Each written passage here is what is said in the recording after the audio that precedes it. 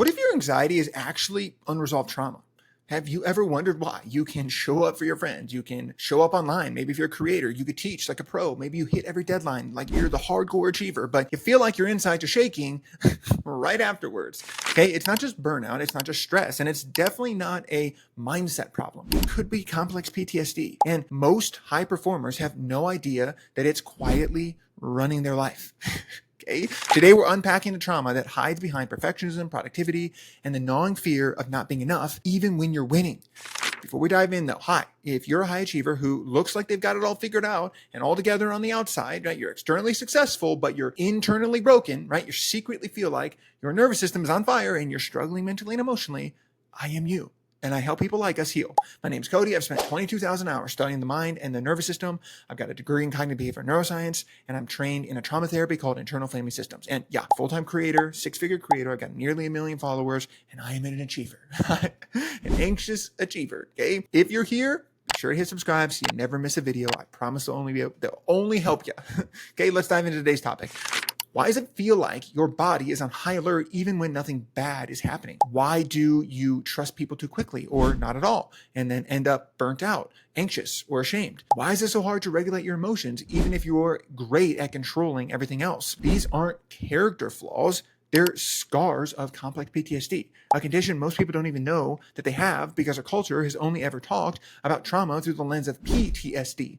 Today, we're changing that. PTSD and complex PTSD are vastly different things and affect your nervous system in totally different ways. So let's find out how, okay? Most people associate PTSD with soldiers or survivors of natural disasters or violent crimes, and they're not wrong. PTSD typically results from a single life-changing experience that overwhelms the brain's ability to cope. Think of it like this. You're driving on a quiet road, and all of a sudden, a deer jumps in front of you. You slam on the brakes, your heart races, your body floods with adrenaline, and that's healthy stress. That's a healthy stress response. But if your brain doesn't come back online after the danger passes, you might start reacting as if the deer is always there, even if you're just looking at a photo of one. That's PTSD. Okay, I experienced this. I'm from Kansas City. We won the Super Bowl. I was at the Chiefs Super Bowl parade, and there was actually like active shooter thing that happened while I was in that crowd. I watched all the people run. We were all running. It was scary.